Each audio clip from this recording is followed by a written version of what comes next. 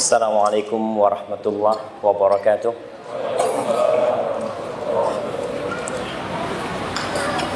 Alhamdulillah alladzi bi ni'matihi tatimmus shalihat. Segala puji bagi Allah Jalla Jalaluh yang karena nikmatnya kebaikan-kebaikan menjadi sempurna.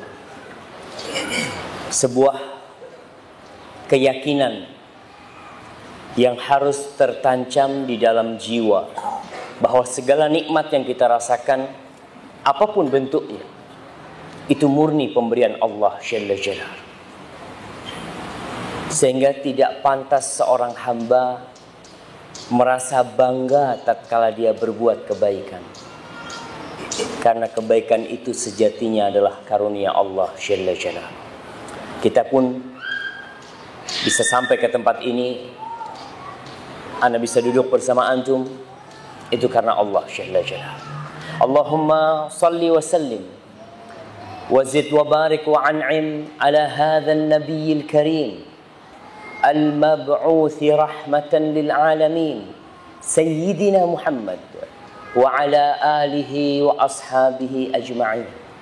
Ya Allah, semoga salawatmu, salam berkah dan nikmatmu senantiasa kau tambahkan untuk Nabi yang mulia, yang engkau utus sebagai rahmah untuk alam semesta ini. Junjungan kita Nabi Muhammad sallallahu alaihi wasallam, dan untuk keluarga beliau, untuk istri-istri beliau, untuk putra-putri beliau, dan untuk seluruh sahabat Nabi dan orang-orang yang mengikuti beliau kelak sampai akhir zaman. Dan semoga kita termasuk yang berada dalam salawat-salawat tersebut. Amma ba'd. Ma'asyal ikhwa rahimakumullah. Dan malam ini kita mengkaji sebuah materi yang sebenarnya materi ini sangat ringan sekali. Dan seharusnya yang hadir itu bukan antum ketika membahas materi tersebut. Materi ini pantasnya dibahas kepada orang-orang yang tidak pernah melangkahkan kakinya ke rumah Allah SWT. Materi ini seharusnya dibahas di tempat-tempat ketika manusia lupa dengan tujuan hidup mereka. Seharusnya bikin kajian kayak gini di pasar. Iya. Anda lihat beberapa teman itu di Surabaya bikin kajian di mall. Iya, karena biasanya banyak orang nongkrong di mall. Mereka mau nggak ngapa-ngapain ke mall, sekedar jalan-jalan. Nah, di situ kita ceramain tuh mereka, sini nih, ente supaya tahu kenapa ente ada. Karena kalau diajak ke masjid nggak datang mereka. Apa mereka buka fanspage-nya Bali Mengaji? Enggak, kayaknya kita yang harus datengin tuh mereka tuh. Tapi insya Allah kita untuk memantapkan tentang kenapa kita ada di tempat ini, untuk apa kita ada. Sebagian orang berpandangan, insya Allah nggak ada di sini. Makanya anak kadang-kala kurang semangat nyampaikan ini kepada antum. Karena antum insya Allah sudah tahu kenapa antum ada di tempat ini. Buktinya antum ada di rumah Allah Subhanahu Wa Taala. Sebagian orang berpandangan bahwa kehidupan ini hanya sebuah kebetulan. Kita ada kebetulan. Mentari terbit dari timur, ya karena kebetulan dia terbit dari timur. Tenggelam di barat pun kebetulan, nggak tenggelam dia di arah utara atau selatan. Kita punya orang tua, itu juga kebetulan. Sehingga mereka berpandangan akhir kehidupan manusia itu ya juga kebetulanan juga dia mati. Dan itu sudah ada sebelum masa Nabi Muhammad sallallahu alaihi wasallam. Dan sampai hari ini pun ada orang yang berpandangan wa qalu ma hiya illa hayatuna dunya namutu wa nahya wa ma yuhlikuna illa ad-dahr. Mereka mengatakan kehidupan ini tidak lain hanya kehidupan dunia yang kita mati, hidup, Dan yang membuat kita musnah itu adalah zaman. Mereka tidak percaya dengan adanya pencipta. Mereka hanya percaya rahim-rahim itu melahirkan, kemudian kuburan-kuburan itu menelan jasad kita, dan di antara waktu lahirnya kita sampai matinya manusia itu hanya pergulatan mencari rizki, mencari makan, persaingan bisnis, persaingan rumah, kendaraan, sebuah pergerakan dan rutinitas yang tanpa tujuan dan target yang nyata. Mirip dengan kehidupan binatang. Sebagian orang seperti itu. Kita lihat kehidupan binatang. Untuk apa sih binatang itu hidup? Ya kita lihat, dia kalau umpamanya ayam dari telur lahir menetas, dia cari makan, kemudian besar sedikit, kemudian dia jadi indukan, punya anak lagi, ibunya disembelih mati, terus seperti itu. Apakah kita memang diciptakan sama seperti ayam? Terus kenapa Allah berikan kepada kita akal sehingga kita bisa berpikir? Terus kenapa Allah utus utusan-utusannya? Allah turunkan kitab-kitab. Kalau ternyata kehidupan kita itu hanya sebuah rutinitas yang berakhir dengan kematian tanpa ada apa-apa. Pandangan ini sebenarnya sangat bertentangan dengan orang yang punya akal. Apa mungkin kita ini sekarang di masjid dekat Bandara Ngurah Rai. Apa mungkin ada orang didatangkan di Bandara Ngurah Rai? Ini kau duduk di tempat itu, di meja itu, tanpa tujuan apa-apa. Apa mungkin pegawai-pegawai yang jumlahnya ratusan bahkan ribuan didatangkan ke Bandara Ngurah Rai tanpa tugas, sekedar untuk main-main di bandara? Nggak mungkin. Mereka datang untuk tujuan. Dan tiap orang tahu kenapa dia didatangkan. Kalau hanya waktu sementara aja orang tahu, mana mungkin Allah menciptakan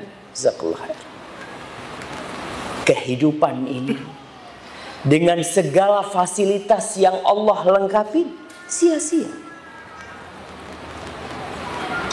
Di surat Al-Qiyamah ayat terakhir, Allah berfirman mengingatkan manusia. Al-Quran ini kemarin kita baca sampai khatam insyaAllah di bulan Ramadan. Maka harapan kita membaca Al-Quran sekarang ini sama artinya. Paling tidak seumur hidup antum sekali menyelesaikan Al-Quran dengan artinya. Paling tidak jangan. Karena ada orang yang sampai mati belum selesai itu dia baca kitab yang Allah turunkan. Mungkin dia sudah khatam, tapi untuk maknanya dia belum mengerti. Kan nggak apa-apa Ustaz, nggak apa-apa. Rasul sallallahu alaihi wasallam mengatakan, "Matsalul mu'min alladzi la yaqra'ul Qur'an kamatsalit tamr." Mukmin yang nggak ngaji itu permisalnya seperti kurma. Kata Rasulullah SAW, "Ta'muha hulu atau tayyib." Rasanya manis karena dia beriman, tapi nggak ada baunya, sehingga dia tidak bisa mewarnai orang, tidak bisa memberikan warna kepada masyarakat di sekitarnya, kepada keluarganya. Kenapa? Karena dia nggak punya bau. Di surat Qiyamah Allah berfirman, "Ayahsabul insan ayyutraka sudah." Apakah manusia mengira dia akan dibiarkan sia-sia begitu saja? Udah diciptakan terus dibiarin, tanpa dikasih petunjuk, tanpa dikasih aturan, semau dia hidup. Diciptakan untuk mati dan tidak dibangkitkan. Apakah mungkin Allah melakukan hal itu? Coba kita berpikir.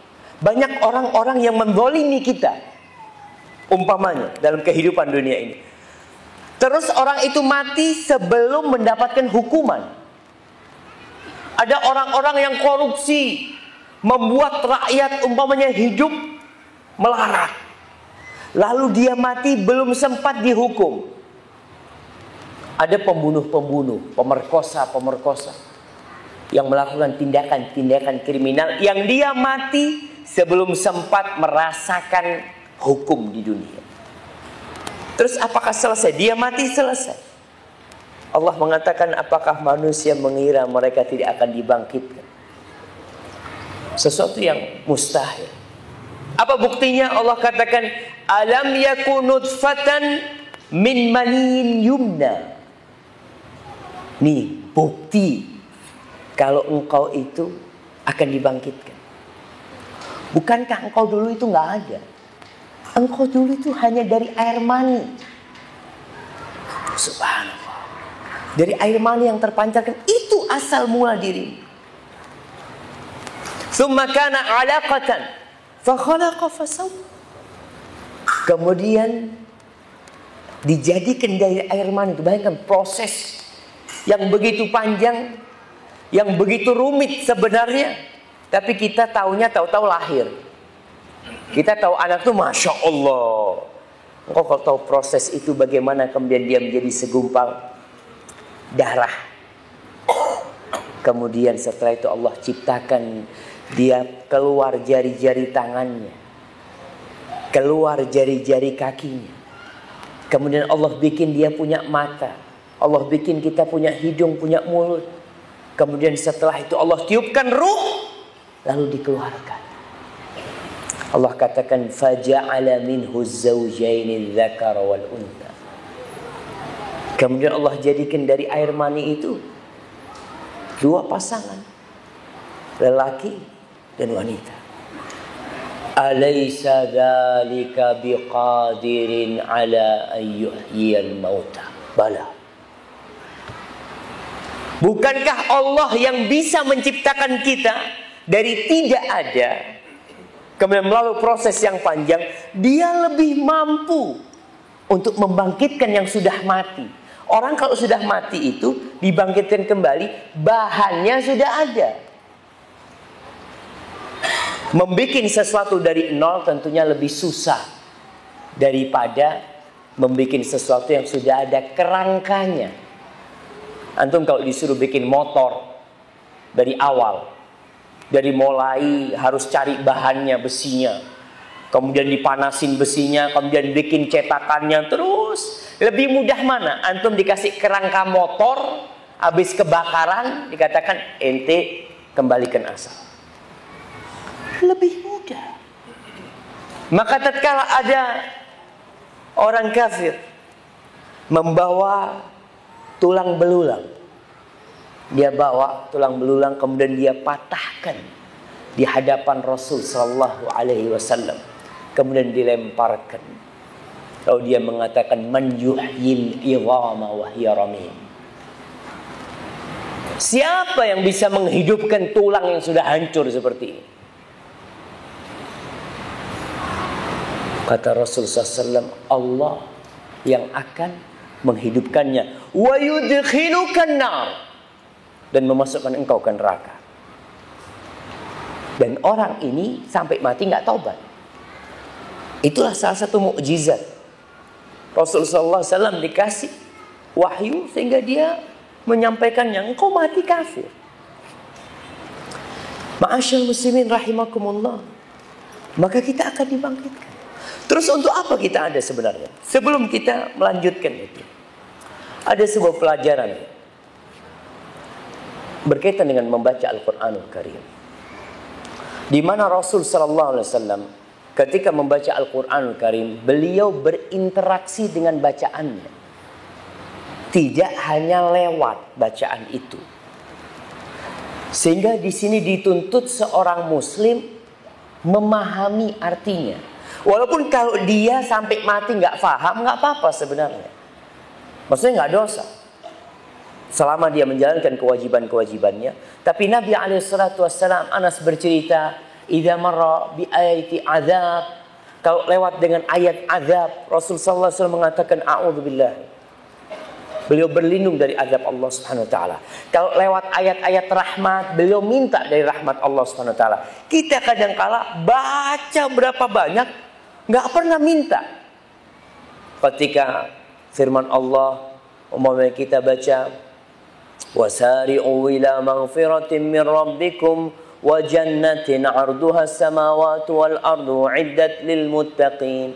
Kita enggak pernah minta, ya Allah, mudah-mudahan aku termasuk orang-orang yang bertakwa, masukkan aku ke surga. Nabi alaihissalam berinteraksi. Dalam sebuah hadis yang diriwayatkan oleh Abu Dawud dari Abu Musa an Musa ibn Abi Aisyah, qala kana rajulun yusalli fawqa baitihi. Dulu ada seorang yang salat di atap rumahnya. Kenapa salat di atap rumahnya? Wallahu a'lam. Kadangkala di dalam rumah itu pengap, rumah dulu itu pengap rumahnya, sehingga untuk salat sulit, untuk khusyuk. Itu yang pertama. Yang kedua, bisa jadi rumahnya sempit, sehingga kalau dia sujud harus bangunin istrinya. Seperti Rasulullah sallallahu alaihi wasallam. Nabi alaihissalam kalau mau sujud salat malam, mesti beliau itu nyolek Aisyah.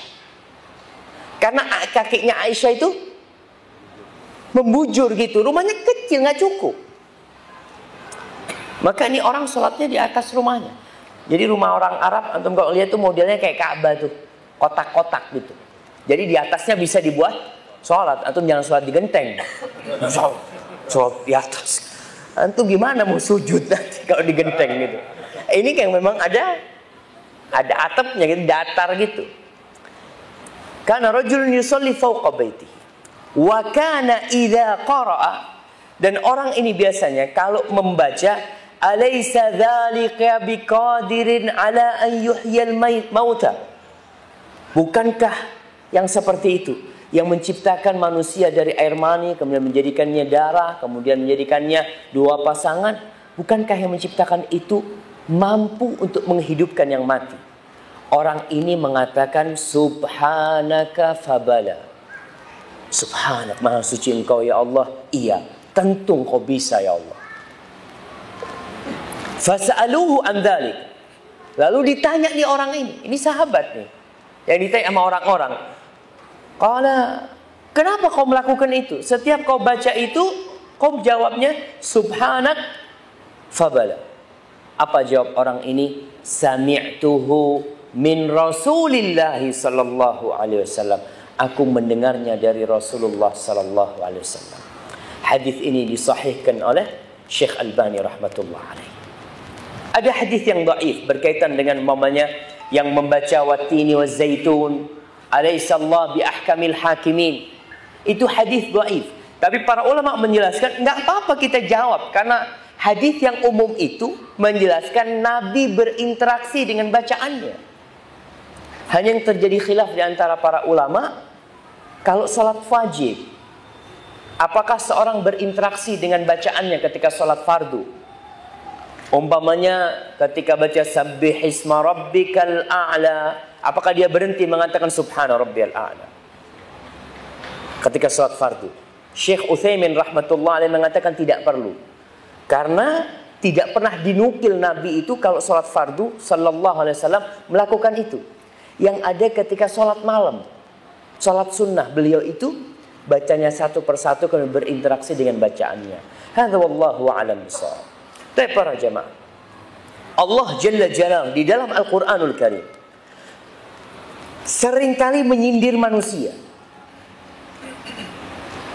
Antum tahu di Arab Saudi percetakan Al-Quranul Karim mencetak terjemahan Al-Quran dengan bahasa Inggris tanpa ada bahasa Arabnya.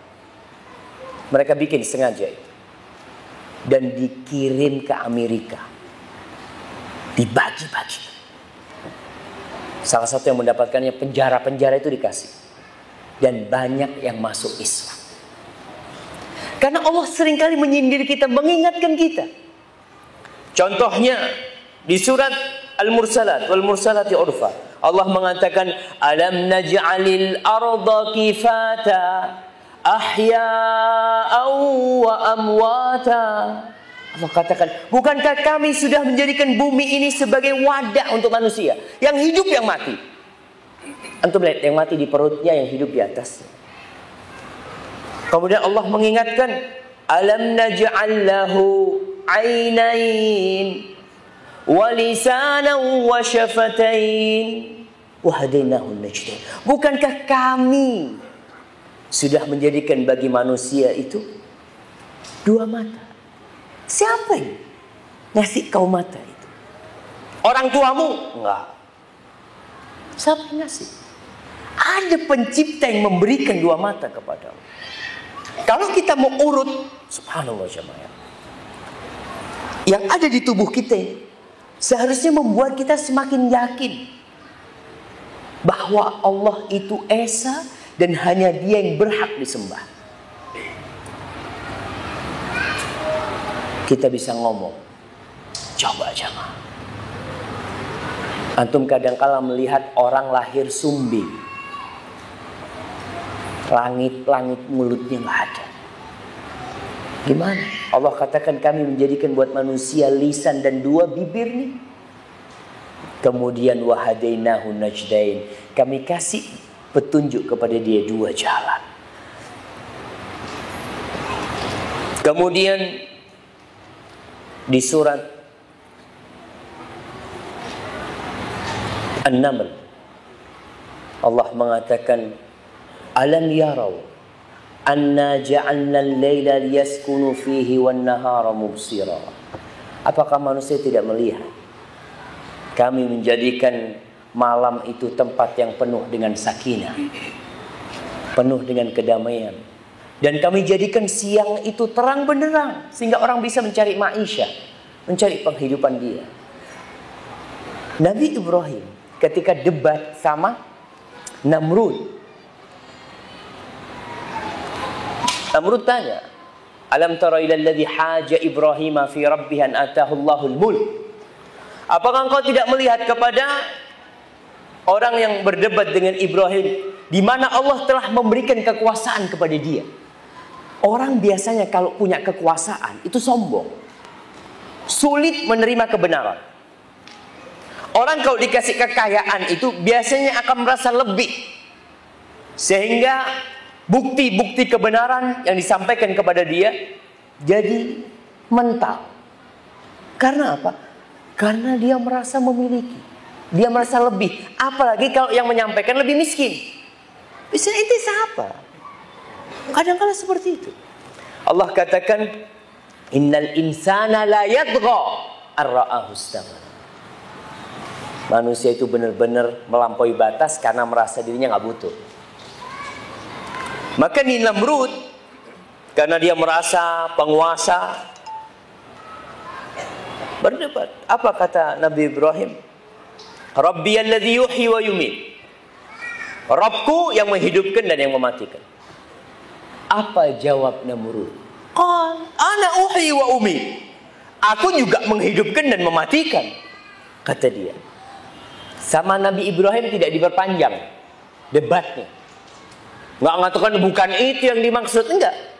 Ini orang udah nggak benar nih. Apa kata Nabi Ibrahim? Fa innallaha ya'ti bisyamsi minal masyriq fa'ti biha minal maghrib.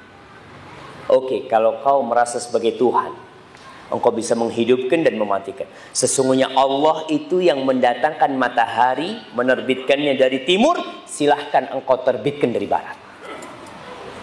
Silahkan. Kalau engkau merasa Tuhan, silahkan kau terbitkan dari barat. Aku mau lihat, kata Nabi Ibrahim.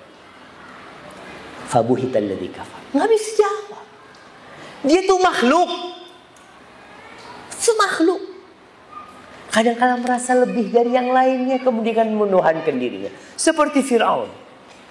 Fir'aun mengatakan, wa hadhil anharu tajri min tahti. Kau tidak melihat di sungai-sungai mengalir dari bawahku? Emangnya Fir'aun yang mengalirkan sungai itu? Nah, dia hidup, lahir, mendapatkan sungai-sungai itu mengalir. Kemudian merasa dia lebih dari yang lainnya. Ma'asyiral muslimin rahimakumullah. Di dalam Al-Quranul Karim, kembali kepada Al-Quranul Karim, dan kita harus kembali kepada Al-Quranul Karim. Nabi itu mengeluh kepada Allah. Karena banyak orang-orang yang menjauhi Al-Quranul Karim. Muslim tapi tidak pernah menyentuh Al-Quran. Wa qala ar-rasul ya Rabbi inna qaumi ittakhadhu hadzal Qur'ana mahjura. Dan Rasul berkata, ya Rabbi, sesungguhnya kaumku ini menjadikan Al-Quran barang yang ditinggalkan sama mereka itu. Subhanallah. Allah seringkali mengingatkan manusia. Kenapa kita ada? Untuk apa sebenarnya kita ada? Di surah Az-Zariyat. Az-Zariyat. Sebuah ayat yang insya Allah semuanya hafal. Buat apaan ini? Hadiah. Buat hadiah. Kasihkan, Masya Allah. Jamaah, namu. Baik. Surat Az-Zariyat tentang penciptaan manusia dan bangsa jin. Siapa yang hafal ayatnya? Jemaah. Nah, fadhal.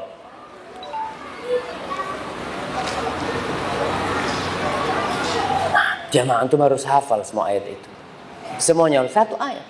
Wa ma khalaqtul jinna wal ins illa liya'budun.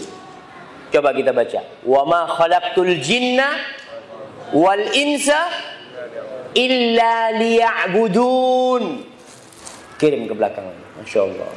Barakallahu fikum. Kata Allah, dan tidaklah aku ciptakan bangsa jin dan manusia kecuali untuk beribadah kepadaku. Itu, bukan yang lainnya. Segala fasilitas Allah cukupi. Dari kau lahir, bahkan dari kau di perut ibumu sampai kau mati, Allah cukupin fasilitasnya sudah. Allah udah catat tuh. Makanya ketika antum di perut ibu kan udah dicatat tuh. Rizkinya sampai kapan, engkau nanti rumahnya bakal kebakaran, nanti bakal diganti yang lebih, engkau nanti bakal menikah, semuanya udah dicatat. Tugasmu apa? Ya'budun. Beribadah kepadaku.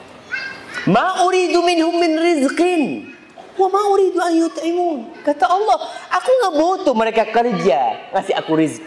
Enggak. Maka itu melihat ketika orang kurban, jangan berpikir Allah butuh sama daging kurban. Jangan pernah berpikir Allah butuh dengan kucuran darah kurban, lah.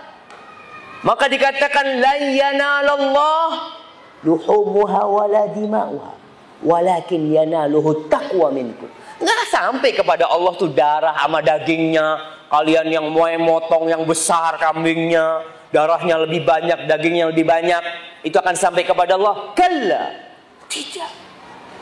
Apa yang sampai kepada Allah? Takwa dari kalian. Walakin yanaluhu taqwa minkum.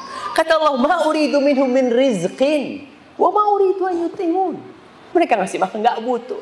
Ketika Allah wajibkan haji, walillahi 'alan nasi hajjul baiti man istata'a ilaihi sabila.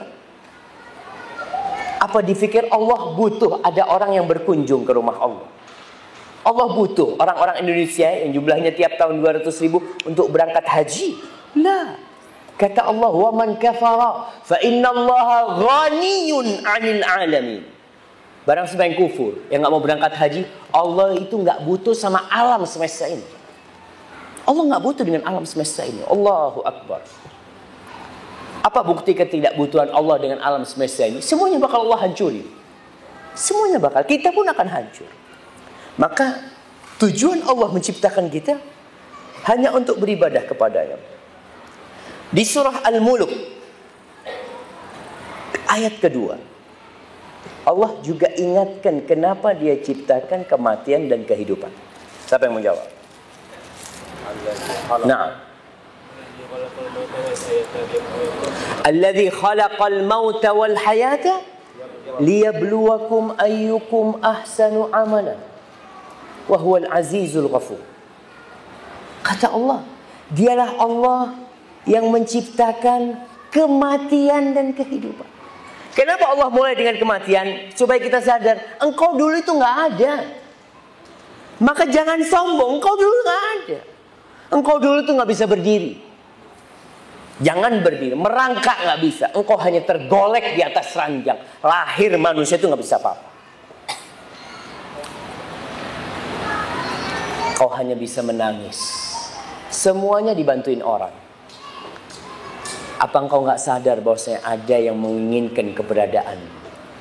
Dan engkau lihat orang tuamu mati, kakekmu mati, fulan yang kaya mati, fulan yang miskin mati. Apa sih tujuan hidup ini? Liyabluwakum ayyukum ahsanu amala. Untuk menguji siapa di antara kalian yang paling baik amalannya, bukan siapa yang beramal. Karena masih banyak di masyarakat muslim yang mereka mengatakan yang penting kan sholat, Ustaz. Yang penting kan Islam. Enggak. Yang penting itu bagaimana kita sholat dan diterima. Karena orang yang sholat ada yang masuk neraka. Fawailul lil musalli. Celaka sholat. Yang nggak sholat jangan dibicarakan. Yang sholat aja masih ada kemungkinan dia celaka. Karena sholatnya asal sholat. Ma'asyiral muslimin rahimakumullah. Di dalam Al-Quranul Karim ada perintah pertama di dalam Al-Quran. Kemarin nih Ramadan, insya Allah bulannya Quran, semua tahu tuh. Apa perintah pertama dalam Al-Quranul Karim? Hadiah terakhir yang jamaah. Iqra, terakhir itu di juz amma itu. Buka Al-Quran dari awal, ada perintah pertama. Siapa yang tahu? Nah, yang jauh situ. Hudan lil muttaqin, bukan perintah, itu berita. Perintah. Nah, zalikal kitabu la raiba fi, itu informasi. Perintah. Apa perintah itu? Laksanakan, lakukan. Nah, alladzina yu'minuna bil ghaib, mereka orang-orang yang beriman dengan yang gaib. Itu informasi. Perintah cuma. Perintah pertama. Masa satu masjid gak ada yang tahu? Nah, Masya Allah, barakallah. Kalau ada hadiah 3, nak kasih ke antum semua. Tapi tinggal 1 hadiah. Tuh, antum kalau buka di Al-Quran, awal perintah Allah itu, ya ayyuhan nasu ubudu rabbakumul ladzi khalaqakum walladzina min qablikum la'allakum tattaqun. Ini perintah yang pertama kali dalam Al-Quranul Karim.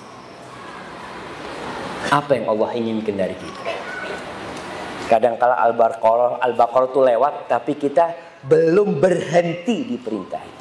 Di dalam Al-Quranul Karim, kira-kira ada 170-an panggilan-panggilan Allah.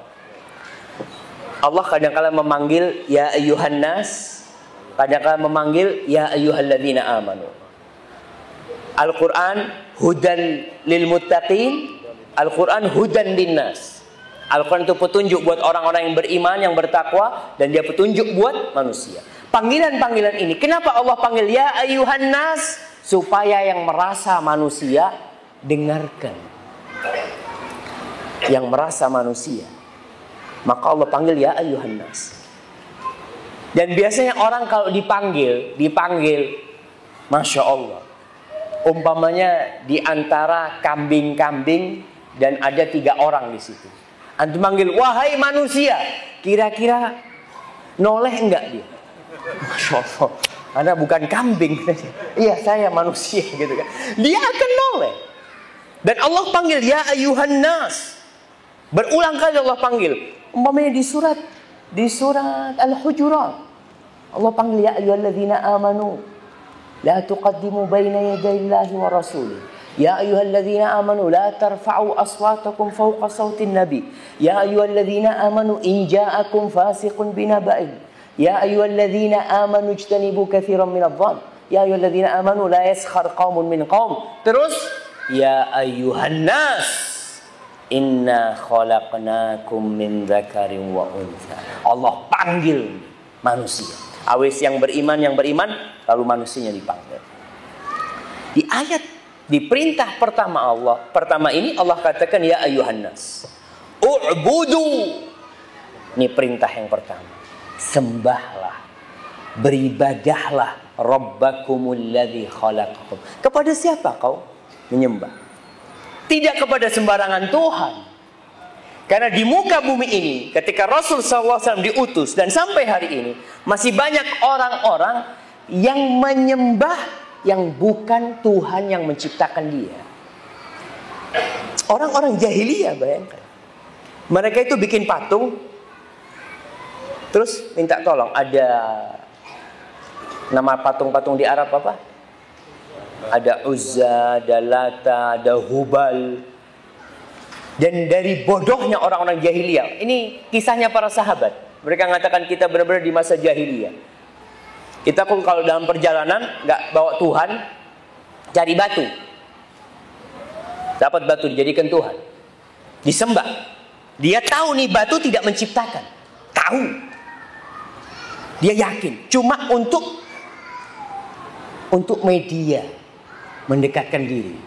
Fa'idha wajadna hajaran ahsana min dzalik ramaina. Kalau dapat batu yang lebih bagus, yang ini dibuang. Yang ini Tuhannya. Nanti dapat yang lebih bagus, dibuang. Pokoknya yang lebih bagus yang disembah.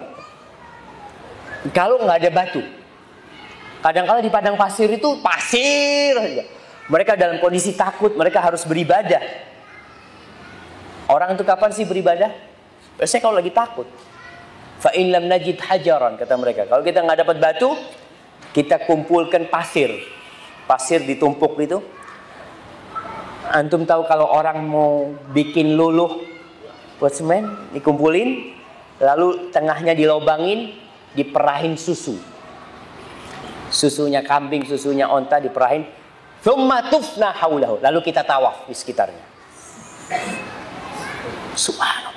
Allah katakan u'budu rabbakumul ladzi khalaqakum. Kau kalau menyembah Tuhan, Tuhan yang menciptakan kau. Bukan Tuhan-Tuhan palsu yang disembah. Mereka juga cerita fa illam najid syai'an. Kalau kita enggak punya apa-apa, tapi kita punya kurma, kita tumpuk tuh kurma. Lalu kita berdoa. Fa idza ju'na akalna. Kalau kita lapar, kita makan kurmanya. Tuhannya dimakan. Na'udzubillah min dzalik. Dan ketika ayat ini turun, orang-orang itu tidak sadar kalau ternyata yang mereka lakukan itu bertentangan dengan akal mereka sebenarnya. Alladzi khalaqakum walladzina min qablikum. Dan yang menciptakan orang-orang sebelum kalian. Tanyakan, bapaknya ente itu siapa yang menciptakan? Apakah Hubal ini nyiptakan bapaknya ente? Apakah itu 360 patung yang ada di sekitar Ka'bah ada yang turut menciptakan lalat? Allah kasih percontohan kepada mereka bahwasanya itu sesembahan-sesembahan. Kadang-kadang kan dikasih sesajen. Kata Allah, kalau ada lalat yang datang, mereka nggak bisa mengusir lalat itu. Dha'ufat talib wal matlub.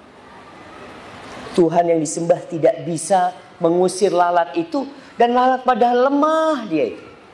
Ma'asyal muslimin rahimakumullah. Andai kata seluruh penduduk Bali berkumpul, andai kata seluruh penduduk Indonesia berkumpul untuk menciptakan seekor lalat, wallah nggak ada yang bisa. Tapi kenapa mereka tidak menyembah Tuhannya lalat? Siapa yang menciptakan? Kalau ada yang menciptakan lalat, pantas disembah, pantas disembah. Kalau ada. Dan siapa yang menciptakan? Allah. Engkau lihat segala ciptaannya, subhanallah. Kata Allah, la'allakum tattaqun. Agar kalian bertakwa kepada Allah. Kalau kalian itu menyembah kepada selain Allah, kalian tidak akan mencapai tingkat ketakwaan. Ramadan untuk apa? La'allakum tattaqun. Surga disediakan buat siapa? U'iddat lil muttaqin. Disediakan untuk orang-orang yang bertakwa. Maka keberadaan kita di muka bumi ini adalah untuk mengabdi kepada Allah. Ma'asyiral muslimin rahimakumullah. Tidak bisa diingkari, semua manusia itu memiliki fitrah ketuhanan. Ketika ada angin yang datang, dia itu takut. Dia merasa ada kekuatan yang menciptakan dia. Yang seharusnya dia meminta tolong kepada kekuatan itu. Allah katakan, bukti kalau Allah yang pantas disembah. Apa kata Allah? Alladzi ja'ala lakumul arda firasya. Allah yang menjadikan bumi ini sebagai hamparan. Siapa yang menciptakan bumi ini? Apakah ada sesembahan-sesembahan yang pernah turut menciptakan bumi? Nggak ada. Was-samaa'a binaa'a. Dan Allah yang menciptakan langit sebagai bangunan yang kokoh tanpa tiang. Antum lihat masjid kita nih. Kita berpikir masjid kita nih kokoh banget. Ada berapa tiang? Ada berapa tiang jemaah? Lu cuma berapa kali berapa nih tiangnya begitu banyaknya, langit yang begitu besarnya tanpa tiang. Apakah engkau tidak akan menyembah yang menciptakan langit itu? Maka Allah ingatkan manusia, a antum asyaddu khalqan amis sama banaha. Apakah penciptaan kalian itu lebih dahsyat daripada penciptaan langit? Mudah menciptakan kalian itu, kata Allah. Penciptaan langit tentunya lebih susah. Langit ini berapa lapis ya, Ma? 7 tingkat. Sab'a samawatin tibaqa. Kemudian Allah katakan, wa anzala minas sama'i ma'an fa akhraja bihi minas thamarati rizqan lakum. Dan dia yang menurunkan dari langit, yakni dari awan, ma, air. Semua yang hidup ini Allah ciptakan dari air. Dan air itu dari bawah apa dari atas ya? Dari atas. Apa buktinya? Buktinya ketika hujan tidak turun, sumur itu kering. Buktinya ketika hujan tidak turun, sungai-sungai itu kering. Orang tidak menggali. Mereka mencari di atas.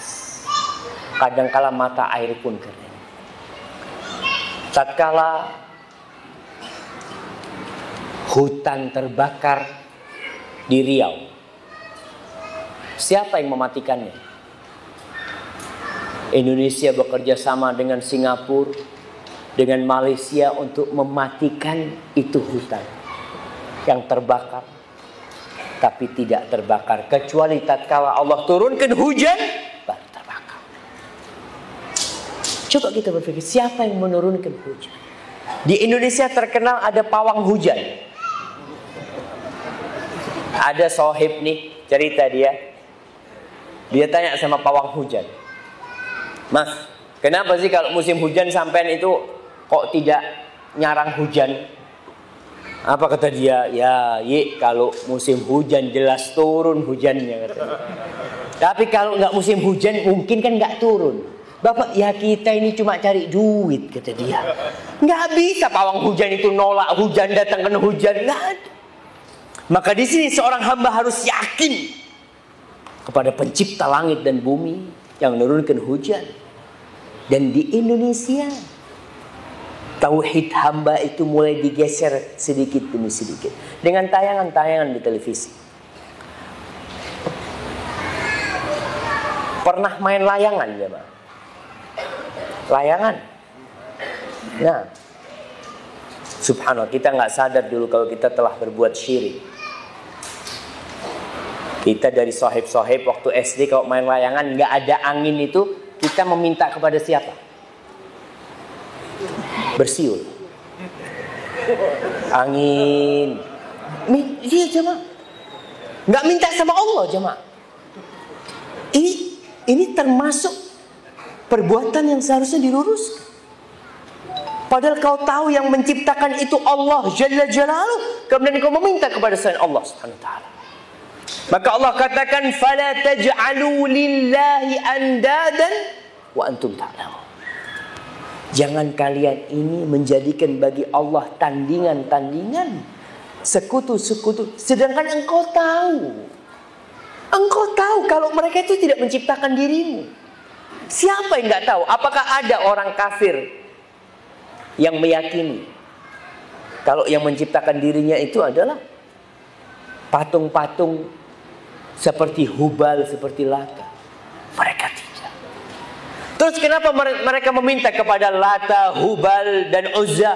Apa kata mereka? Ma na'buduhum illa liyuqarribuna ilallahi zulfa. Kata mereka, kita tidak menyembah mereka, melainkan sekedar untuk mendekatkan diri kepada Allah Subhanahu wa ta'ala. Jadi sebagai perantara buat mereka. Padahal Allah tidak butuh perantara. Kita ketika sholat, apa yang kita katakan? Iyaka, ka, hanya kepadamu. Na'bud wa iyaka nasta'in. Maka ma'asyiral muslimin rahimakumullah, kita ada untuk mentauhidkan Allah. Segala fasilitas yang Allah berikan kelak akan kita pertanggungjawabkan. Kembali kepada masa depan anak-anak kita. Hati-hati dengan tayangan-tayangan di televisi. Ada sebuah tayangan di televisi yang suka ditonton anak-anak ya. Apa namanya? Avatar. Apa? Al-Fatar apa? Hah? Avatar. Yang anak kecil bisa nguasain angin, nguasain. Nah, subhanallah jamaah. Itu mengajarkan kesyirikan. Dan film-film dari barat ya yang banyak yang hadir di Indonesia, rata-rata pesan yang disampaikan itu tidak ada hari kebangkitan. Itu pesan yang disampaikan kepada kita. Sehingga manusia tidak sadar bahwasanya dia diciptakan untuk mengabdi kepada Allah Jalla Jalla. Silahkan engkau mengabdi kepada Allah dimanapun engkau berada. Dan seorang muslim, detik-detik dari kehidupan dia seharusnya mendekatkan diri kepada Allah Subhanahu wa ta'ala. Tidak harus di masjid. Allah katakan kepada orang yang habis salat Jumat, apa kata Allah? Fa idza qudiyatis shalah fantashiru fil ardh. Kalau selesai salat, silahkan kalian itu bertebaran di bumi. Ya, maka kita lanjutkan habis salat Isya. Hadza wa sallallahu ala nabiyyina Muhammadin wa ala alihi washabbihi wasallam. Alhamdulillah. Wassalatu wassalamu ala Rasulillah, amma ba'd. Setelah sesi pertama itu, insyaallah kita semua semakin yakin bahwa keberadaan kita di muka bumi ini hanyalah untuk mengabdi kepada Allah Subhanahu wa ta'ala. Semua fasilitas yang Allah berikan, yang ada di tubuh kita atau yang di luar, itu semua adalah untuk menguji siapa di antara kita yang paling baik amalannya. Allah berfirman di surat Al-Kahf, Inna ja'alna ma 'alal ardi zinatan laha linabluwahum ayyuhum ahsanu amala. Kata Allah, kami menjadikan semua yang ada di muka bumi ini sebagai perhiasan.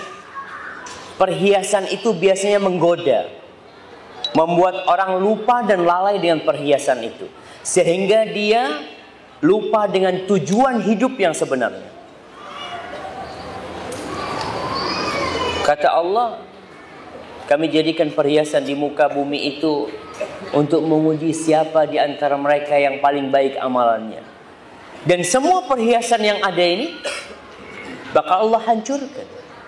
Ketika masa ujian itu selesai, kata Allah Jalla Jalaluhu, wa inna la ja'iluna ma 'alaiha sa'idan juruza. Dan kami akan menjadikan semua yang ada di muka bumi ini, semuanya Allah akan jadikan menjadi pasir atau debu yang berterbangan. Orang-orang kafir pernah bertanya kepada Rasulullah SAW, nanti bagaimana dengan gunung-gunung? Apakah juga akan hancur?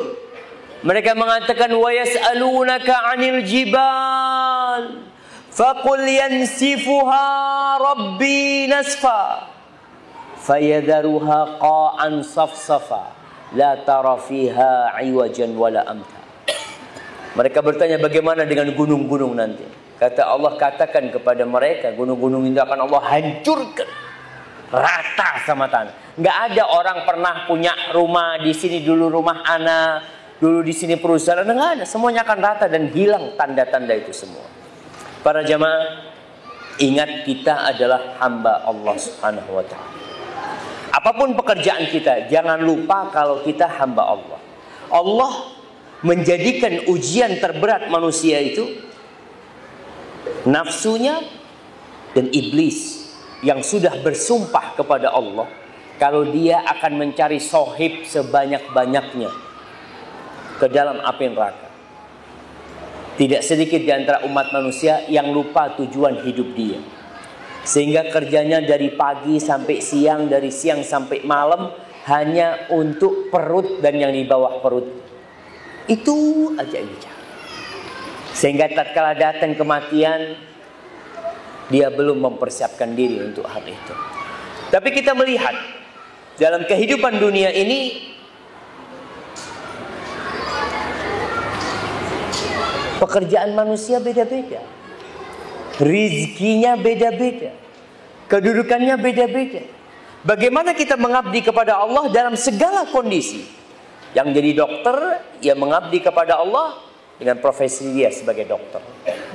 Yang menjadi polisi, ia mengabdi kepada Allah dalam posisi dia sebagai polisi. Karena tetap dia polisi itu di dunia. Hubungan dia dengan pemerintah, dia sebagai polisi. Tapi di hadapan Allah, dia adalah budak Allah Subhanahu wa ta'ala. Seorang presiden yang jadi presiden, dia mengabdi kepada Allah di posisi dia sebagai presiden. Karena presiden itu juga budak Allah Subhanahu wa ta'ala. Siapapun orangnya, apapun jabatannya, dia budak Allah Subhanahu wa ta'ala. Dan kita harus mengabdi kepada Allah. Tidak perlu antum iri. Umpamanya seorang iri sama dokter, enak ya jadi dokter, ya enak, banyak fulusnya. Terus ente gimana? Ente pun bisa mengabdi kepada Allah dalam posisi. Tapi seorang mukmin harus berusaha untuk berlomba-lomba dalam kebaikan ketika mendekatkan diri kepada Allah.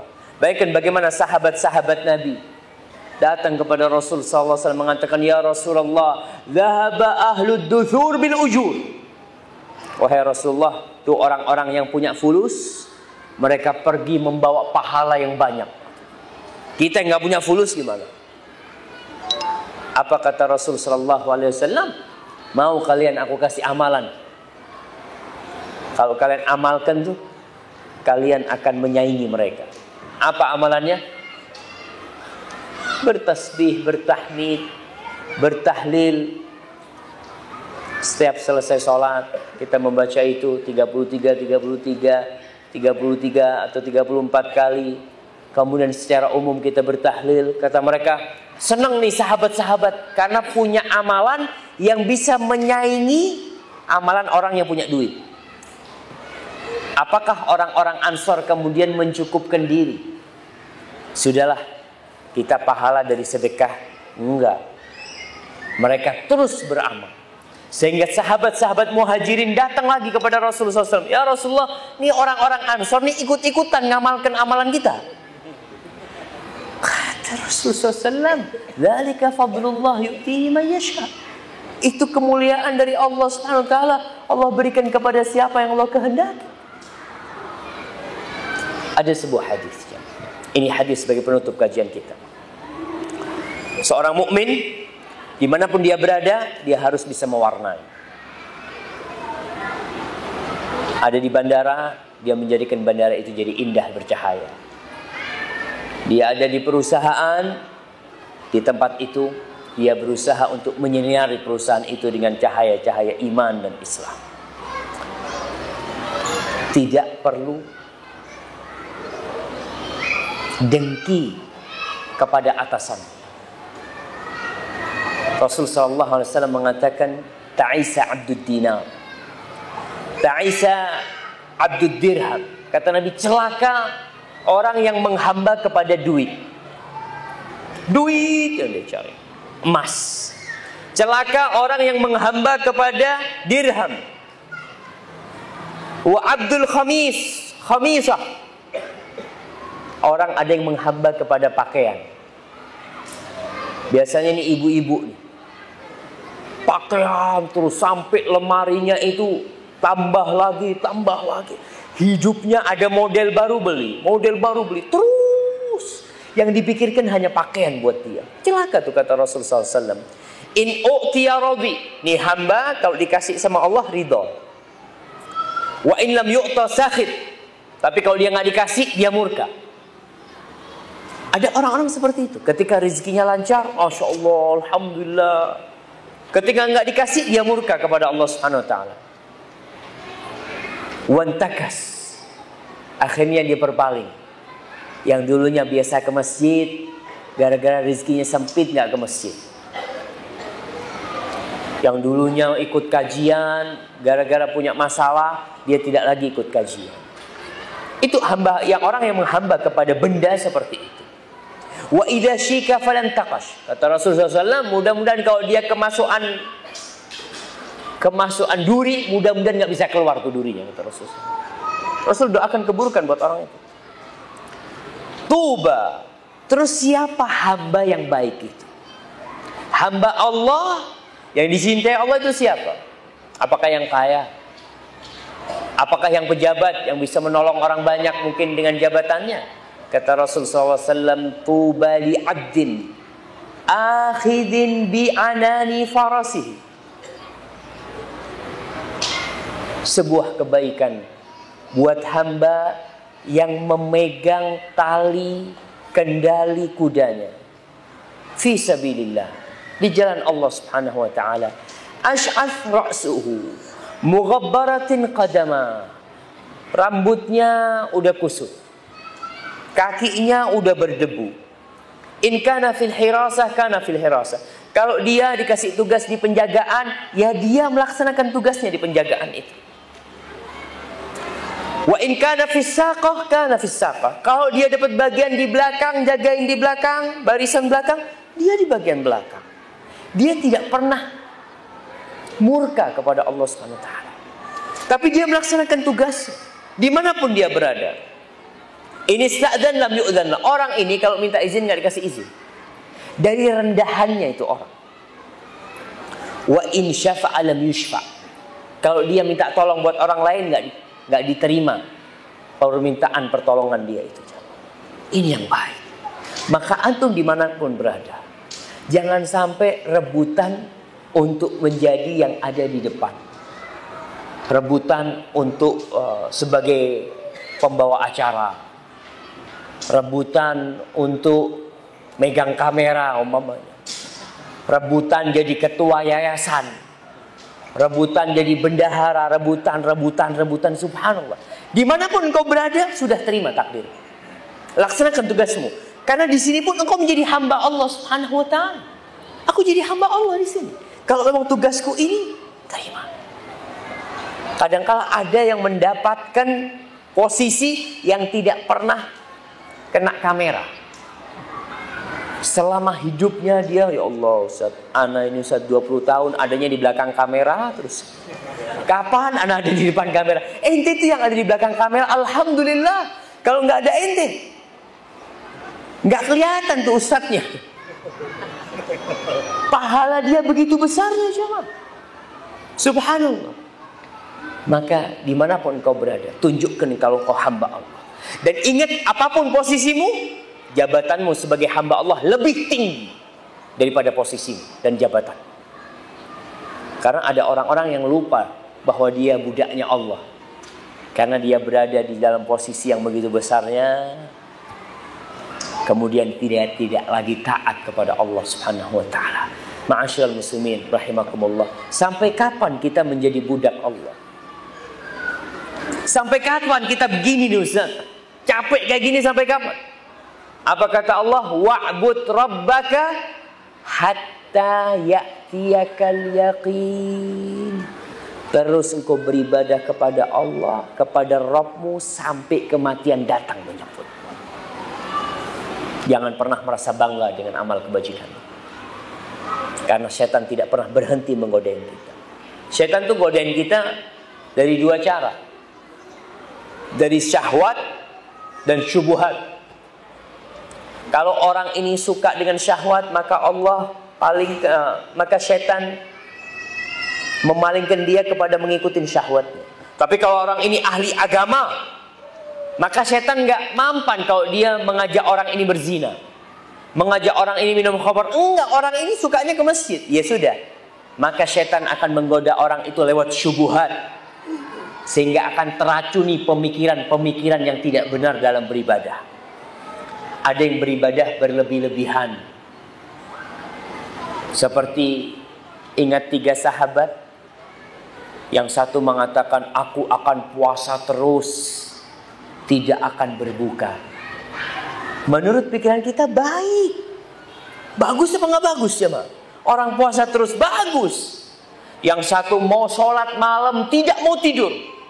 Dia mau sholat mendekatkan diri kepada Allah. Yang satu lagi maunya beribadah selama hidupnya, tidak menikah. Kalau secara akal pikiran kita bagus, tapi secara syariat ternyata kata Rasul sallallahu alaihi wasallam, "Ama wallahi inni akhsyakum lillahi wa atqakum." Tahu kalian nih, aku nih adalah orang yang paling bertakwa kepada Allah, yang paling takut kepada Allah di antara kalian semua. Aku puasa dan aku berbuka. Aku sholat malam dan aku tidur, dan aku menikah dengan wanita. Faman raghiba an sunnati falaysa minni. Barang siapa yang benci dengan sunnahku, maka bukan dari golonganku. Kembali kepada beribadah yang berlebih-lebihan. Akhirnya muncul kelompok-kelompok dalam Islam ini yang mengklaim dirinya adalah paling benar. Bahkan mereka mengkafirkan semua yang tidak ikut kelompok mereka. Seperti ISIS mungkin sekarang yang kita lihat ya, yang mereka mengklaim pengeboman yang ada di Medina, pengeboman yang di Jeddah, mereka melakukan itu. Mereka benar-benar seperti sabda Rasul sallallahu alaihi wasallam. Nabi mengatakan tentang orang-orang Khawarij ini dahulunya. Apa kata Rasul sallallahu alaihi wasallam? Yatrukuna ahlal awthan wa yaqtuluna ahlal Islam. Mereka membiarkan penyembah-penyembah berhala dan mereka membunuh orang-orang Islam. Ini salah satu syubhat syaitan. Anda pernah mendengarkan salah satu telepon antara orang ISIS sama temannya. Apa kata dia? Syuf, kata dia, membunuh kalian ini lebih utama daripada membunuh orang kafir asli. Karena kalian murtad semua. Dan orang yang murtad halal darahnya. Itu yang mereka lakukan. Dan ini termasuk penyimpangan yang dilakukan oleh syaitan kepada berlebih-lebihan dalam beribadah. Maka ibadah yang benar, menjadi hamba Allah yang benar adalah tetap di atas sunnah Rasul sallallahu alaihi wasallam, mengikuti pemahaman para sahabat Nabi Muhammad sallallahu alaihi wasallam, tidak meremehkan agama. Ada mulai kelompok-kelompok yang meremehkan Islam, meremehkan Al-Quran. Bahkan mereka ada di antaranya yang menghalalkan LGBT. Nah, kita bicara ulama ini. Seorang mengatakan, ini profesor tafsir, dia mengatakan LGBT itu nggak apa-apa, yang nggak boleh itu kalau ada pemaksaan. Iya. Terus bagaimana kisah Nabi Lut? Yaitu Nabi Lut itu karena ada pemaksaan mereka itu. Kalau suka sama suka nggak apa-apa. Bahkan ada yang menulis, naudzubillah, sampai saya itu malu menyebutkan. Mereka mengatakan, ya lesbian, homo, nggak apa-apa. Itu kan ciptaan Allah. Itu kan takdir Allah juga. Na'udzubillah min dzalik. Terus apa? Allah turunkan Al-Quran untuk apa? Maka ada yang berlebih-lebihan ke sana. Sama, itu termasuk syubhat. Sehingga mereka menganggap agama tidak dibutuhkan lagi dalam kehidupan ini. Menganggap semua agama sama. Tidak, Islam adalah agama yang toleransi. Islam agama yang menghargai orang lain. Islam agama yang rahmatan lil alamin. Tapi Islam satu-satunya agama yang benar. Innad dina indallahi Islam. Sesungguhnya agama di sisi Allah yang diterima hanya Islam. Wa may yabtaghi ghairal islami dinan falan yuqbal. Barang siapa yang cari agama selain Islam, maka Allah tidak akan terima. Wa huwa fil akhirati minal khasirin.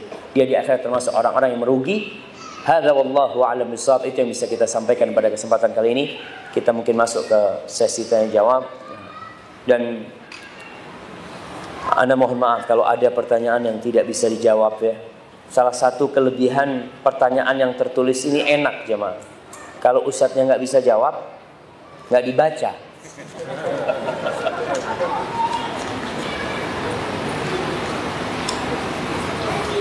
Nah, saya ingin bertanya, bagaimana cara kita beribadah agar diterima oleh Allah SWT? Kenapa sih jemaah? Ada orang yang masih menyingkat pujian buat Allah Subhanahu wa ta'ala. Mungkin enggak orang mengatakan, ya YTH Ustadz Syafiq. Nah, memang sekarang ini alhamdulillah sarana sudah mudah menulis Subhanahu wa ta'ala. Subhanahu wa ta'ala itu akan kita dapatkan di catatan timbangan kebaikan kita. Di rapot kita nanti kita akan dapetin. Kalau yang kita tulis SWT, yang ada di rapot apa? Ya SWT. Apa yang kita tulis itu yang akan kita dapatkan. Baik, saya ingin bertanya bagaimana cara kita beribadah agar diterima oleh Allah Subhanahu wa ta'ala. Ketika Allah menurunkan Nabi Adam alaihissalam dari surga, Allah mengatakan, fa imma ya'tiyannakum minni huda faman tabi'a hudaya fala khaufun 'alaihim wala hum yahzanun. Dan di ayat lainnya, faman tabi'a hudaya fala yadhillu wala yashqa. Kata Allah, kalau datang hidayah kepada kalian nanti, ini Allah mengatakan kepada Nabi Adam, yang ngikutin hidayah itu maka hidupnya akan penuh dengan ketentraman dan kebahagiaan. Dia tidak akan takut dan dia tidak akan khawatir. Dia tidak akan tersesat dan dia tidak akan sengsara hidupnya. Apa hidayah yang Allah turunkan? Allah utus para nabi. Maka beribadah tidak sembarangan. Allah turunkan kitab-kitab kepada para nabi. Lewat itulah kita beribadah. Sehingga Allah berfirman, liyabluwakum ayyukum ahsanu amala, untuk menguji siapa di antara kalian yang paling baik amalannya. Kata Fudail bin Iyad, Allah tidak akan menerima amalan sampai amalan itu jadi benar dan baik. Benar dan baik. Benar itu dari mana kita tahu? Dari mana jemaah? Benar itu ya karena ada tuntunannya. Umpamanya kenapa kita salat zuhur 4 rakaat? Ustaz, mungkin salat zuhur 4 rakaat itu kalau masjidnya nggak pakai AC. Kalau pakai AC kan kenapa nggak 8 rakaat Ustaz? Kita kalau pakai akal kita kan gitu. Kan lebih banyak lebih baik. Salat subuh, oke lah Ustaz. Salat subuh itu kan Nabi dulu kan bacaannya panjang-panjang 2 rakaat. Sekarang imamnya cuma baca kulhu sama qul al-falaq. Masa 2 rakaat juga? Kita berpikir dibikin aja 6 rakaat. Enggak. Kalau secara akal mungkin itu baik. Tapi tidak benar. Baik itu ikhlas lillahi ta'ala. Benar itu mengikuti tuntunannya Rasulullah sallallahu alaihi wasallam. Allah sebutkan di surat Al-Ma'un, fawailun lil musallin. Celaka buat orang-orang yang salat. Siapa sih? Alladzina hum an salatihim sahun. Mereka yang lalai dengan salatnya. Lalai ini dalam artian menunda-nunda waktunya. Salat zuhur pas waktu asar, salat asar pas waktu maghrib. Tidak sesuai dengan syariatnya. Tidak mengikuti sunnah Rasul SAW. Alladzina hum yura'un. Di sini dia riya, tidak ikhlas lillahi ta'ala. Maka syarat diterimanya amalan itu syahadat kita. Asyhadu an la ilaha illallah wa asyhadu anna Muhammad Rasulullah. Asyhadu an la ilaha illallah menuntut kita untuk ikhlas.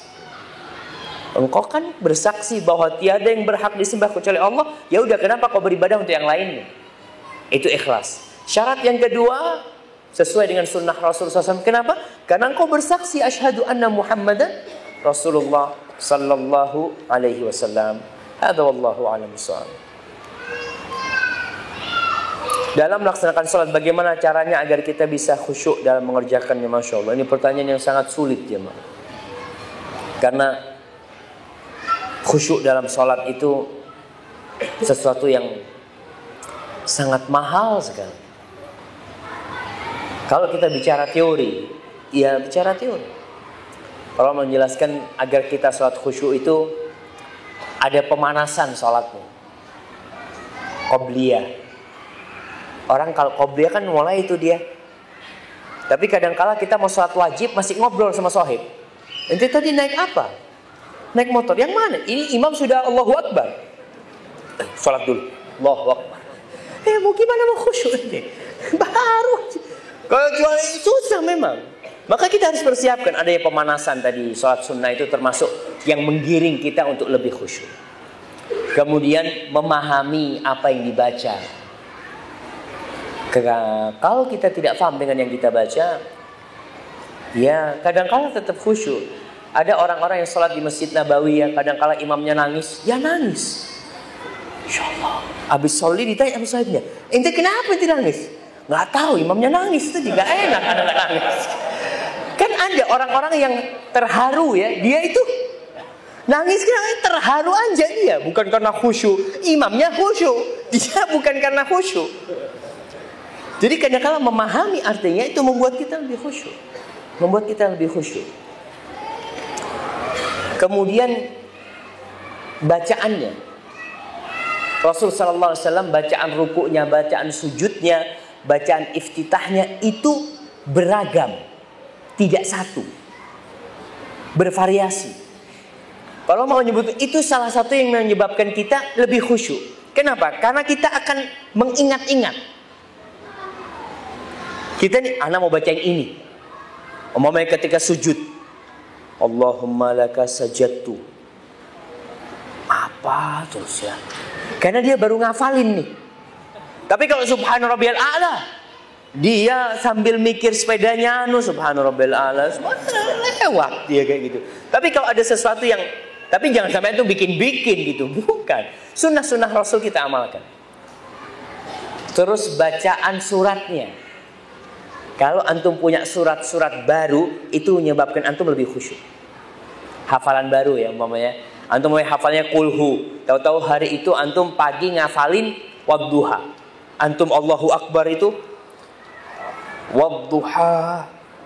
Wadduha. Apa? Itu tapi itu menyebabkan antum mengingat, hadir dalam salatnya. Tapi kalau antum sudah hafal, antum sampai tasyahud akhir itu, coba tanya abis tasyahud, tadi ente rakaat pertama kedua baca surat apa? Surat apa ya? Kadang-kadang dia lupa. Karena sudah menjadi rutinitas buat dia. Maka dengan bacaan-bacaan yang baru itu membantu kita untuk khusyuk. Kemudian hadirkan kebesaran Allah Subhanahu wa taala. Rasul SAW mengatakan, "Idza shalla ahadukum fala yafsuq baina yaday." Apabila orang salat enggak boleh dia meludah di depannya, wala an yamini, di kanannya enggak boleh meludah. Kenapa? Fa innama huwa yunaji rabbah. Dia itu sedang bermunajat kepada Rabbnya. Di sini dia menghadirkan ketika dia mengatakan iyyaka na'budu wa iyyaka nasta'in. Banyak beban hidup yang antum tumpahkan di iyyaka wa iyyaka nasta'in. Sama engkau ya Allah, aku cuma minta tolong ya Allah. Mau minta tolong sama siapa lagi? Maka itu insya Allah akan membuat kita lebih khusyuk ya. Kemudian salat berjamaah ke masjid itu termasuk yang membantu khusyuk buat para lelaki. Ketika dia datang dari rumahnya, itu dunia dia taruh itu. Tapi kalau untuk salat di rumah, kadang-kala Allahu Akbar, ting dong, ya Allah, siapa ini datang? Itu baru sholli sudah. Baik, barakallahu fikum. Dan saya mau bertanya, apakah boleh kita sholat di suatu ruangan, di ruangan itu terdapat patung sebagai sesembahan? Nggak boleh. Makanya para ulama menjelaskan apakah boleh orang sholat di gereja. Dulu itu kan umat Islam ketika mereka menaklukkan negeri-negeri Nasara, mereka sampai ke Palestina, itu nggak mau Umar bin Khattab. Ketika disuruh sholat di gereja, ada gereja kuno di situ, malah Umar sholat di luarnya. Ketika tidak ada tempat, gimana Ustaz? Nggak ada tempat, kecuali itu yang disediakan untuk sholat Jumat umpamanya. Ini di negeri non-Muslim. Umat Islam mau sholat Jumat. Maka sebenarnya ulama mengatakan ditutup semua patung-patung itu. Harus ditutup. Tapi lebih baik cari tempat lain macam mana. Hadza wallahu a'lam bishawab.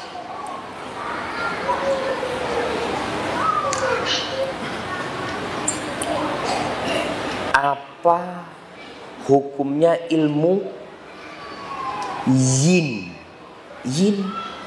Yin and yang. Yin and yang. Apa nih? Kepercayaan Cina yang bisa melihat karakter serta kekuatan dan kelemahan seseorang berdasarkan tanggal lahir dan waktu lahir. Subhanallah. Ya, ini tidak jauh dengan ilmu Jawa sebenarnya. Iya kan? Di Jawa itu ada. Mungkin kalau di Jawa itu yin and yang. Karena biasanya ada hono coroko apa gitu kan. Jawa itu mereka juga punya. Di Jawa itu mereka ketika orang mau kawin itu kan dilihat tanggal lahirnya, kemudian dilihat pula kalau yang sering ada Scorpio, ada bintangnya seperti itu dilihat. Nggak boleh kita melakukan hal itu, kecuali memang Allah menjadikan itu sebab.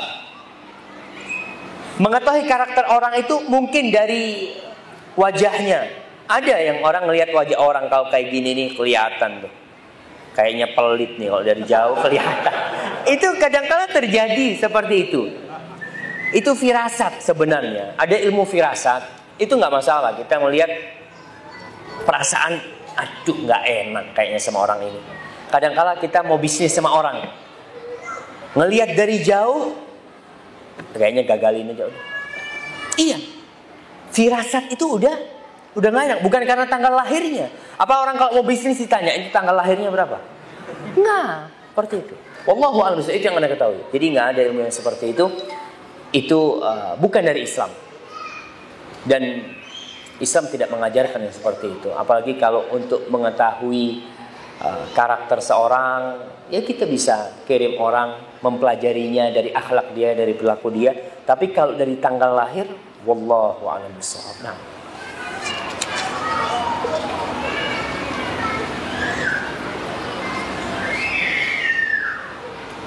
Nah, bagaimana cara menasihati orang tua kita yang masih belum mengenal atau belum bisa mengamalkan sunnah karena lingkungan sehari-harinya kurang mendukung? Subhanallah. Lingkungan itu sangat besar pengaruhnya. Kenapa di dalam Islam itu disyariatkan hijrah? Ada syariat hijrah ila yaumil qiyamah, sampai hari kiamat. Karena masalahnya lingkungan. Ketika Rasul sallallahu alaihi wasallam menyuruh para sahabatnya hijrah ke Habasyah dari Mekah, karena di Mekah nggak kondusif. Habasyah juga negeri kafir, tapi lebih ringan. Godaan untuk agama mereka lebih ringan, tapi ternyata tetap pengaruhnya besar. Ada sahabat Nabi yang murtad. Istrinya siapa? Suaminya siapa? Suaminya Ummu Habibah. Jadi murtad dia. Padahal dia awalnya muslim. Karena lingkungan. Maka pengaruh lingkungan ini sangat besar sekali. Kita yang seharusnya menciptakan lingkungan itu. Kalau berkaitan dengan orang tua kita, banyak anak itu yang merantau.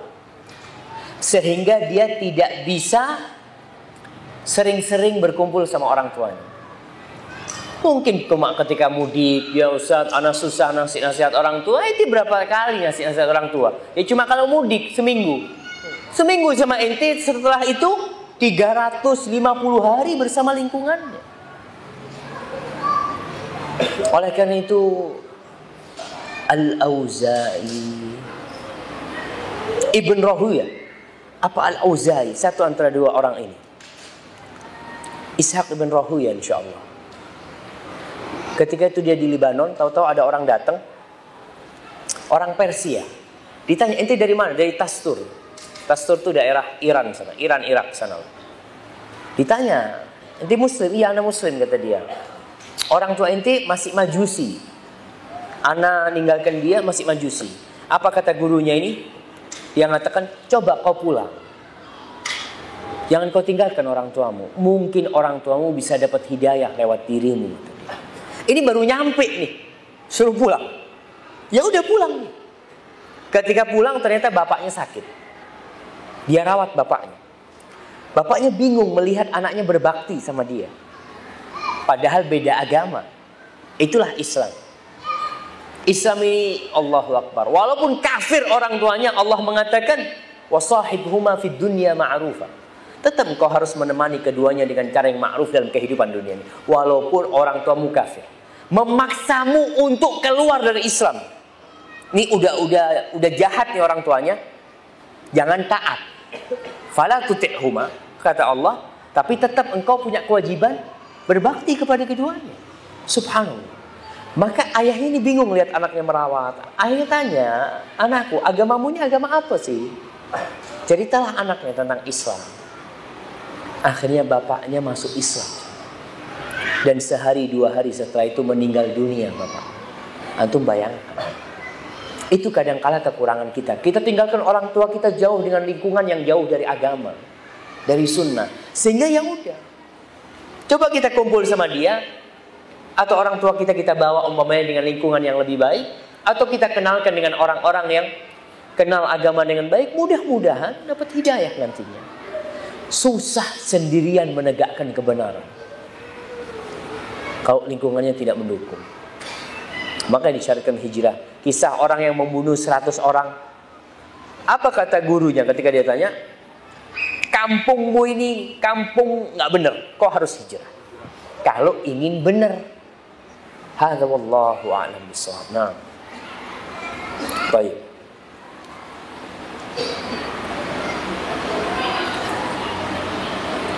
Bagaimana hukumnya membawa nasi lengkap kemudian dibawa ke seorang tokoh masyarakat untuk dimintakan doa bagi orang yang sudah meninggal? Iya. Ini namanya tawassul. Di dalam Islam itu ada 3 tawassul yang disyariatkan. Yang pertama tawassul dengan asma'ullah al-husna. Seperti doa ketika Lailatul Qadar. Allahumma innaka afuun tuhibbul afwa. Lihat deh. 2 kata pertama kita tidak berdoa. Kita mengatakan Allahumma innaka, ya Allah sesungguhnya engkau maha pemaaf. Tuhibbul afwa, engkau cinta dengan maaf. Baru kita minta fa'fu anni, Allah. Ampuni, maafkan aku ya Allah. Itu tawassul dengan asma'ullah al-husna. Ya Ghafur, ighfirli ya. Itu nggak masalah. Tawassul yang kedua, tawassul dengan amal soleh. Seperti sedekah, puasa sunnah, apa aja. Nabi mengatakan, dawu mardakum bis sadaqah. Obati orang yang sakit di antara kalian dengan kalian bersedekah, nggak apa-apa. Kita sedekah ke masjid, ya Allah mudah-mudahan kau sembuhkan ummi ana ya Allah. Nggak masalah. Itu tawassul dengan amal soleh. Yang ketiga, tawassul dengan doa orang soleh yang masih hidup. Boleh. Kita datang ke rumah orang soleh itu, ya biasanya kita bawa oleh-oleh atau apa. Tapi Anda nggak tahu maksudnya nasi lengkap ini apakah itu sekedar oleh-oleh buat sang tokoh masyarakat. Kalau memang dia orang yang soleh ya, nggak apa-apa jemaah. Kita datang tuh kepada orang soleh minta doanya nggak apa-apa. Tapi syaratnya dia masih hidup. Dan benar orang itu orang soleh, bukan dukun. Nah, kita harus, jangan sampai yang kita datengin dukun. Datang, para ulama itu masih tetap seperti itu. Datang kepada gurunya, ngatakan guruku doakan anak. Anak ngomong sama abahnya, mau mi-nya, mi, besok anak mau ujian, mi, doakan anak mi ya. Mi, anak besok mau berangkat ke Bali, doakan. Itu gak masalah. Itu termasuk tawassul dengan doa orang soleh yang masih hidup. Para sahabat minta doanya Rasul SAW. Minta doanya Abbas. Minta doanya orang-orang soleh. Tidak semua orang dimintain doa. Makanya ketika minta hujan, Umar bin Khattab bertawassul dengan Abbas. Dipanggil Abbas, sini. Kau doa minta sama Allah buat kita. Berdoa. Gak apa-apa itu jamaah. Tapi jangan itu jadikan kebiasaan sehingga kita gak mau berdoa. Ente kenapa gak minta? Wallah ana takut tidak dikabulkan. Allah itu berfirman, ud'uni pasti Allah kabulkan. Kau minta, jangan takut. Iya, satu pertanyaan terakhir mungkin jamaah ya.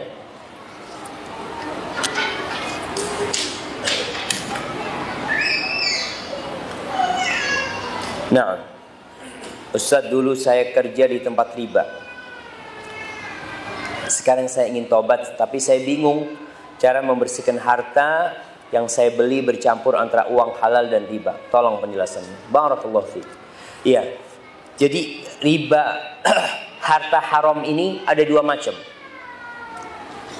Ada yang barangnya haram. Ada yang cara mendapatkannya haram. Barangnya haram itu seperti barang curian. Kita nyuri sampai mati itu barang haram milik orang. Bagaimana dengan yang dulu kita mendapatkannya dengan cara yang haram, pemain? Kita udah tobat nih. Mau dikembalikan ke siapa? Nggak bisa dikembalikan ke siapa-siapa. Memang itu bukan barangnya orang. Itu bukan barangnya orang. Hanya caranya dia. Tapi kalau umpamanya itu milik orang, jelas seperti riba. Orang umpamanya menganakkan uang, membungakan uang, meribakan 1 juta. Dia tahu nih kelebihannya punya orang, dia balikin. Tapi kalau dia nggak tahu, Ustaz nggak tahu, Ustaz, ana cuma kerjanya dulu di tempat riba. Jadi dia nggak tahu mana barang yang halal, yang haram ya. Yang seperti ini hendaklah banyak-banyak bersedekah dia. Banyak-banyak bersedekah dengan niat membersihkan dirinya dari yang haram-haram. Karena nggak tahu barang yang haram itu yang mana. Kalau tahu ya itu kita berikan. Tapi kalau sudah bercampur ya banyak-banyak bersedekah dan bertobat kepada Allah Subhanahu wa taala. Allah itu cinta dengan orang-orang yang kembali kepada Allah. Hadza wallahu a'lam bishawab. Apabila yang saya sampaikan benar itu dari Allah Subhanahu wa taala, kalau ada yang salah dan kurang berkenan itu dari diri saya sendiri. Allah dan Rasulnya terbebaskan dari kesalahan itu. Subhanakallahumma bihamdika asyhadu an la ilaha illa anta astaghfiruka wa atubu ilaik. Assalamualaikum warahmatullahi wabarakatuh.